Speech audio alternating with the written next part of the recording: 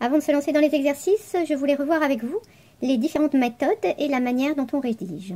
Voici donc un premier exemple. Nous demandons de calculer les 4/5 de 710. 4/5 de 710, cela correspond à la multiplication 4/5 multiplié par 710. 4/5 est une fraction qui a une écriture décimale. Je peux donc ici utiliser la méthode de Max, la méthode de Lily, mais aussi la méthode de Papa.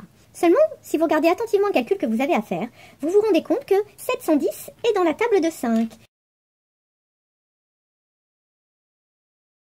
J'ai donc tout intérêt ici à choisir la méthode de Lily, celle qui consiste à prendre les 710 pièces et à les diviser en 5. Pour signaler à la personne qui me lit que je vais commencer par la division, je vais utiliser des parenthèses. Souvenez-vous, les parenthèses, dans les priorités opératoires, c'est la première chose que l'on doit effectuer.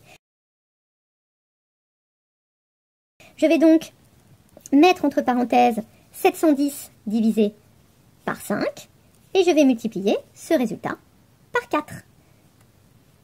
4 fois 710 divisé par 5 est égal à 142. Le résultat final sera de 568.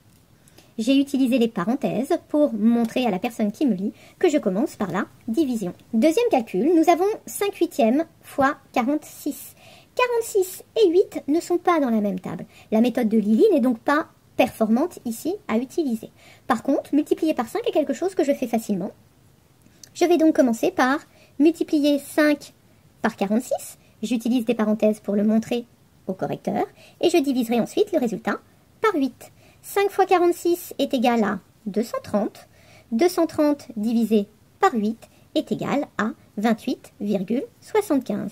J'attire votre attention sur le fait que j'écris mon opération en utilisant des parenthèses. Le divisé par 8, je le mets sous la ligne d'en dessous. Et je note le résultat ici, 28,75.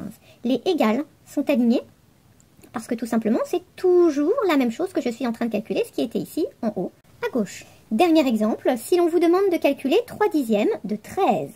3/10 de 13, alors je remarque que 13 n'est pas dans la table de 10.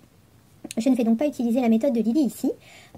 Je pourrais utiliser la méthode de Max, mais 3/10, c'est quelque chose que nous avons beaucoup travaillé au premier trimestre, que nous avons revu la semaine dernière. 3/10 a une écriture décimale, facile à obtenir, 0,3. Je vais donc utiliser la méthode du papa ici, qui consiste à multiplier 0,3 par 13.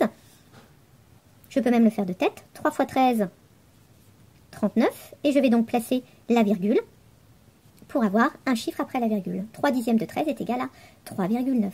Vous devez choisir la méthode la plus performante en utilisant vos capacités de calcul et être futé.